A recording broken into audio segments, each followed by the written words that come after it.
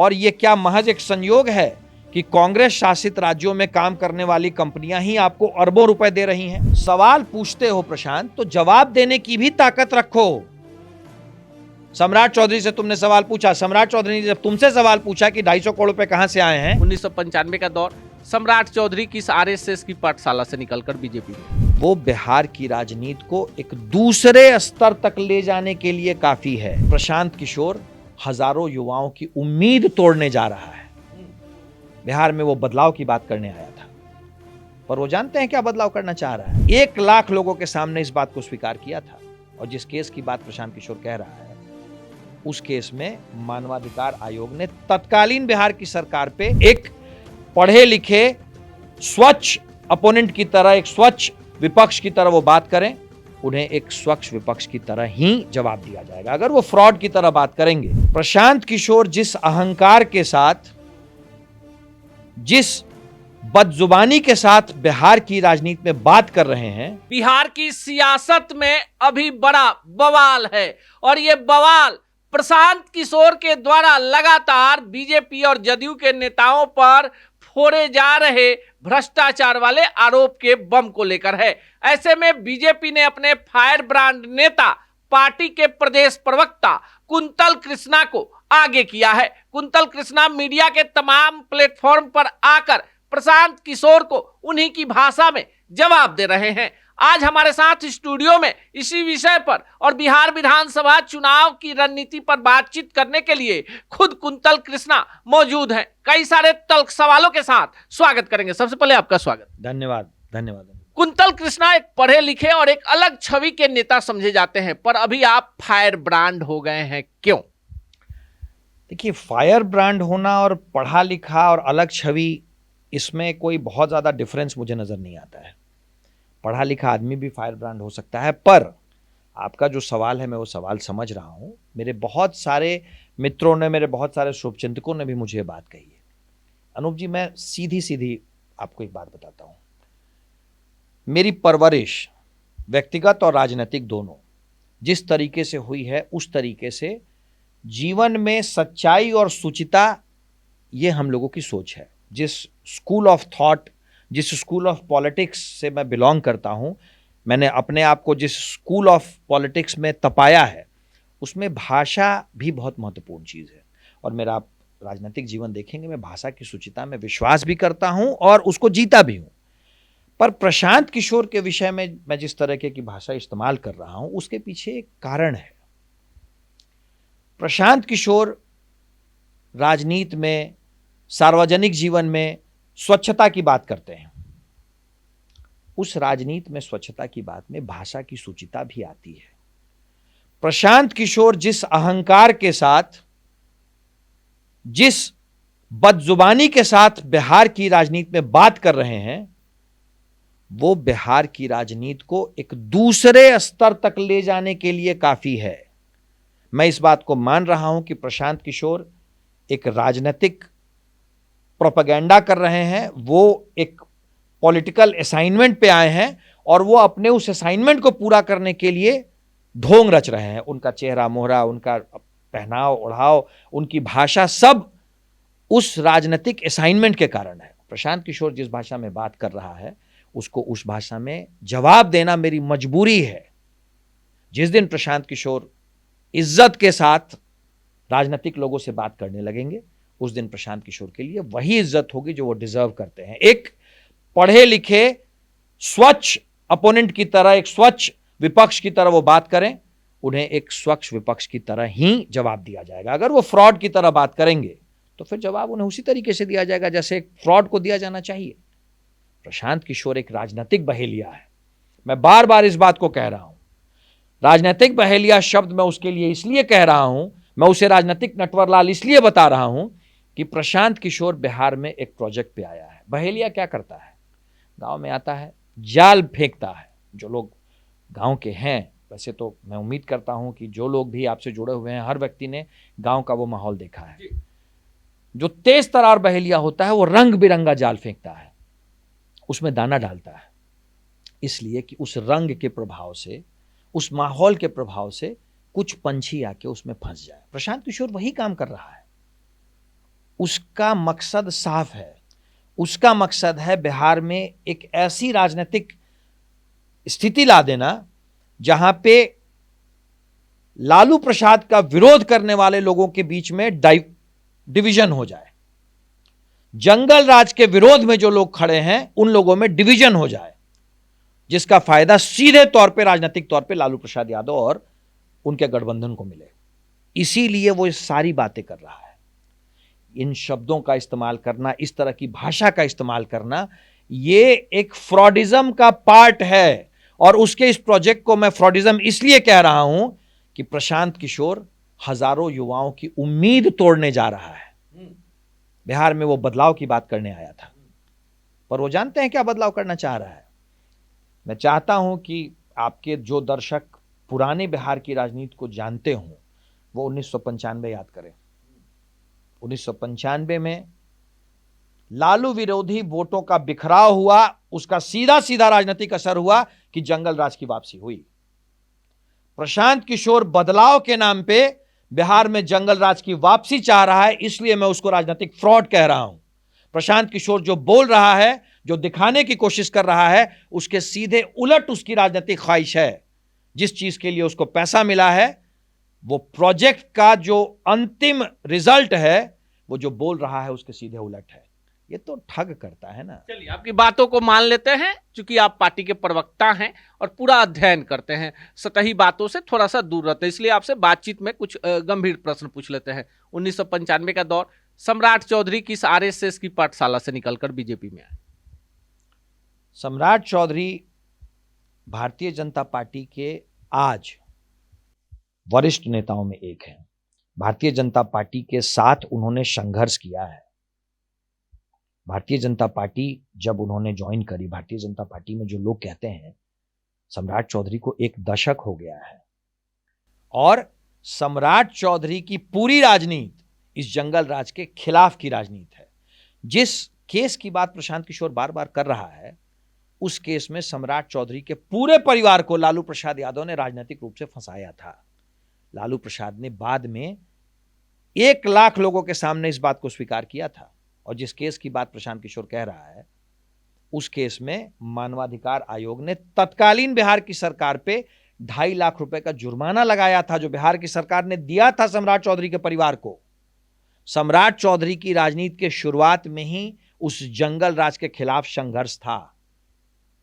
सम्राट चौधरी भारतीय जनता पार्टी में जब आए तो उसका बेसिस वही था कि जंगल राज के खिलाफ संघर्ष और बिहार को एक विकसित राज्य बनाना, इसी सोच के साथ वो आए। और उन्होंने भारतीय जनता पार्टी में आने के बाद अपनी इस सोच को संगठनात्मक स्तर पे भी परिलक्षित किया।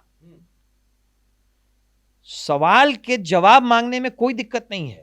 प्रशांत अगर कोई सवाल कर रहा है तो उससे किसी को कोई परेशानी नहीं है। प्रशांत के सवालों पर आपका इंटरव्यू करने बैठे नहीं है, क्योंकि आप अपने पार्टी के प्रवक्ता हैं और हम किसी पार्टी के पैरोकार नहीं हैं कि आपसे वही सवाल पूछे। अब ये भी बता दीजिए, अब एफिडेविट जो चल रहा है, इसमें एक सोशल मीडिया पर वायरल हो रहा है, जिसमें सम्राट चौधरी ने जो अपना हलफनामा भरा है उसमें उन्होंने लिखा है कि 7वीं पास हैं।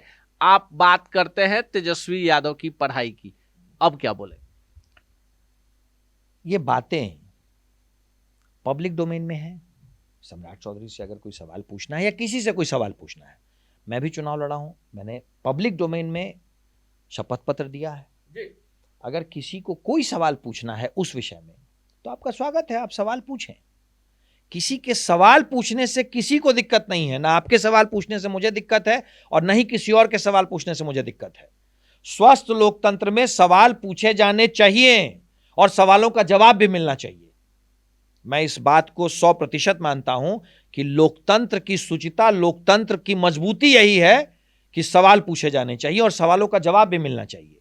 तो चलिए, सवाल ही आपसे पूछ लेते हैं। और आपको भी पता है, दिलीप जायसवाल आपके प्रदेश अध्यक्ष, एक मेडिकल कॉलेज है पूर्णिया में है, किशनगंज में है, जो भी कॉलेज है, उसमें पहले किरानी हुआ करते थे, आज उसके मालिक बन गए हैं, जिसका मामला न्यायालय में चल रहा है। सीधा प्रशांत किशोर का आरोप कि कॉलेज पर कब्जा जमा लिया। आपके पूर्व प्रदेश अध्यक्ष और वर्तमान में बेतिया के सांसद, उनको लेकर भी आरोप कि उन्होंने पुल का अलाइनमेंट चेंज करवा दिया, पेट्रोल पंप उनके परिवार का है और उसके भी डॉक्यूमेंट्स मीडिया के पास है, उस पर एक विवाद हो गया। मंगल पांडे जो है दिलीप जायसवाल से कर्ज लेके फ्लैट खरीदते हैं और उसको हलफनामे में नहीं दिखाते हैं। इन सवालों पर क्या कहें? मैं फिर कह रहा हूं आपको, प्रशांत किशोर बिहार की जनता के साथ बहुत बड़ा धोखा करने जा रहा है, बहुत बड़ा धोखा कर रहा है। प्रशांत किशोर एक पॉलिटिकल फ्रॉड है। प्रशांत किशोर हर उस आदमी से सवाल पूछ रहा है जो इस जंगल राज के खिलाफ लड़ाई में चेहरा है, हर उस आदमी से। प्रशांत किशोर, फिर आप कहेंगे कि आप सिर्फ प्रशांत किशोर की बात कर रहे हैं। सवाल पूछते हो प्रशांत, तो जवाब देने की भी ताकत रखो। सम्राट चौधरी से तुमने सवाल पूछा, सम्राट चौधरी ने जब तुमसे सवाल पूछा कि 250 करोड़ रुपए कहां से आए हैं, जवाब नहीं दे रहे हो तुम, और तुम झूठ बोल रहे हो। जो जवाब दे रहे हो उस पर 100% झूठ बोल रहे हो। आपके ही चैनल पे आप लोग भी थे उस मीडिया की प्रेस कॉन्फ्रेंस में जिसने उसने कहा कि मुझे तो नवयुगा ने 11 करोड़ रुपए दिए, 2 घंटे के लिए दिए, और 24 घंटा भी नहीं बीता कि अब वो इस बात की सफाई दे रहा है कि नवयुगा ने मुझे 2 घंटे के लिए नहीं, वो तो एक प्रोडक्ट लॉन्च करना चाह रहे हैं जो जब आएगा तब मैं उसमें मदद करूंगा। भाई, सबको मूर्ख समझते हो और तुम सबसे समझदार हो। प्रशांत किशोर हर उस आदमी से सवाल पूछ रहा है जो इस जंगल राज की लड़ाई के खिलाफ चेहरा है। बेतिया से डॉक्टर संजय जायसवाल 4 बार के सांसद के लिए जिस तरह का शब्दों का उसने इस्तेमाल किया है, राजनीति में वैसे फ्रॉड को जनता कमर में कस्सा बांध करके, रस्सा बांध करके दौड़ाती है। 4 बार का जीता हुआ सांसद, बेतिया की लाखों जनता का उनके सम्मान के खिलाफ बात है ना। टुटपुंजिया किसे कहते हैं पता है? जो व्यक्ति आज तक एक मुखिया का चुनाव नहीं लड़ा है, 4 बार के सांसद के लिए किन शब्दों का इस्तेमाल कर रहा है। जब इनके ऊपर लीगल नोटिस भेजा गया तो जरा जवाब क्या दिया वो भी तो दिखा दें। प्रशांत किशोर, आप तो मुझे एक बहुत छोटे छोटे से सवाल है, आपकी विद्वता और इन चीजों पे एक सवाल उठाने में नहीं आया हूं, क्योंकि छिछली बातें ना हम करते हैं ना सुनना पसंद करते हैं। लेकिन इस सवाल का तो जवाब आपको देना होगा कि कोई व्यक्ति जिसका बिहार में कोई काम नहीं है वो आपको अरबों रुपए क्यों दे रहा है। और यह क्या महज एक संयोग है कि कांग्रेस शासित राज्यों में काम करने वाली कंपनियां ही आपको अरबों रुपए दे रही हैं? आपने कहा प्रशांत किशोर को एक सवाल का और कुंतल जी, हम इन विषयों पर नहीं जाना चाहेंगे। बिहार में आपकी सरकार, केंद्र में आपकी सरकार। प्रशांत किशोर झूठ बोल रहे हैं, कांग्रेस आरजेडी के एजेंट हैं। प्रशांत किशोर बड़ा प्रोपगेंडा लेकर आए हैं, बीजेपी के एनडीए के वोटों में बिखराव करके किसी को फायदा पहुंचाना चाहते हैं। इतना कुछ हो रहा है, आरोप पर आरोप ही नहीं। वो कहते हैं मैं आरोप नहीं लगाता, मैं जनता को जागरूक कर रहा हूं। 1 महीने के बाद चुनाव है, क्यों नहीं कार्रवाई कर रही है सरकार? उस कार्रवाई का भी वक्त आएगा तो हो जाएगी।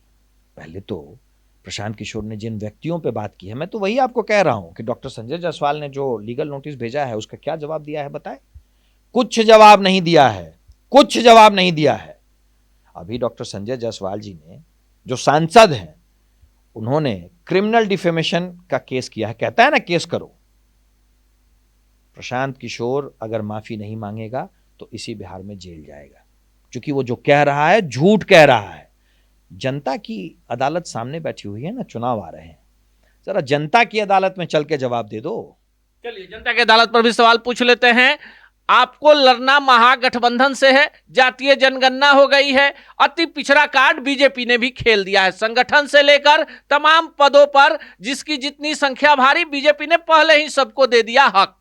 अब ऐसे में आपको नहीं लगता कि प्रशांत किशोर के सवालों के जवाब देने में बीजेपी उलझी हुई है और यहां बिहार के चुनाव में महागठबंधन जो है सीधे खाली सड़क पर सरपट दौड़ रही है? आपको क्या लगता है, आप लोग फंस गए इस बहेलिया के जाल में? आप ही के शब्दों को ले लेते हैं। अनूप जी, महागठबंधन तो अपनी हार मान चुका है, तभी तो ये प्रॉक्सी टीम से लड़ाई करवा रहा है। महागठबंधन अपनी हार मान गया है, इसीलिए प्रशांत किशोर नाम के राजनीतिक फ्रॉड को इन्होंने भेजा है प्रॉक्सी लड़ाई के लिए। छद्मवार, ये तो बोरो प्लेयर है ना। क्रिकेट तो आप बड़ा शानदार क्रिकेट खेलते थे, बोरो प्लेयर कब आया जाता है? जब आपको अपनी टीम पे विश्वास नहीं होता है। महागठबंधन तो चुनाव हार चुका है और भारतीय जनता पार्टी के लिए और पूरे एनडीए के लिए हमारा चुनाव में हमारा सिर्फ एक पॉलिटिकल एजेंडा है, विकास करता हुआ बिहार बनाम जंगल राज का बिहार। बिहार के लिए, पूरे बिहार के लिए आज राजनीतिक रूप से सिर्फ दो विकल्प हैं, सिर्फ दो विकल्प। एक विकल्प है एक सरकार जो 2005 के उस अंधे कुएं से खींच करके बिहार को आज उस जगह पे ले आई है जब बिहार में 3 लाख करोड़ का निवेश हो रहा है। एक सरकार जिसने एक ऐसा प्लेटफॉर्म बना दिया है जब बिहार में 1 करोड़ युवाओं को रोजगार मिलने के आसार नजर आ रहे हैं, नौकरी रोजगार मिला करके। एक ऐसी सरकार जिसने ऐसा इंफ्रास्ट्रक्चर बना दिया है कि पटना से बिहार के किसी भी कोने में आप 3.5-4 घंटे में पहुंच सकते हैं।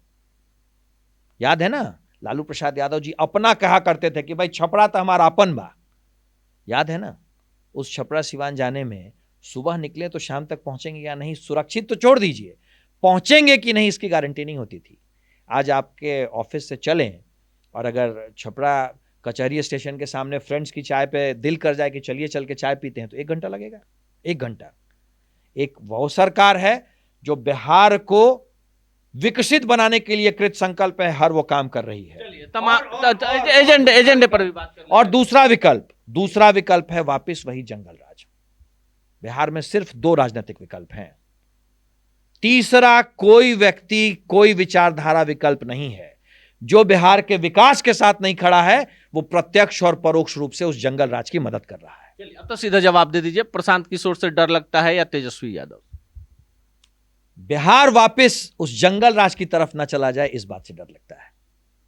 बिहार वापस उस जंगल राज को नहीं झेल सकता है। तो ये भी बता दीजिए कि आपके पार्टी के तमाम बड़े नेता, आजकल मीडिया कन्क्लेव की जो है बिहार में धूम मची हुई है, तमाम खबरिया चैनल ये काम कर रहे हैं, लेकिन कोई भी आपके पार्टी का नेता जाता है, जैसे ही सवाल प्रशांत किशोर पर होता है, कई लोग हाथ जोड़ के निकल जाते हैं, कई लोग कहते हैं प्रशांत किशोर अच्छे हैं, इस मुद्दे पे नहीं बोलना है। जो व्यक्ति आपके पार्टी के टॉप 5 नेताओं को टारगेट किए हुए हैं, उसको कुंतल कृष्णा ही क्यों जवाब दे रहे हैं? सम्राट चौधरी से लेकर पार्टी के अन्य भी बड़े नेता हैं। एक बड़ा हमला होना चाहिए प्रशांत किशोर पर, जनता के सामने उनका चाल चरित्र, चेहरा भी दिखाना चाहिए। तो बोलते कुंतल कृष्णा है, और फिर तीसरी किस्त, चौथी किस्त, 5वीं किस्त। आपको नहीं लगता है कि एक बड़े वर्ग को टारगेट कर लिया है प्रशांत किशोर ने चुनाव के ठीक पहले?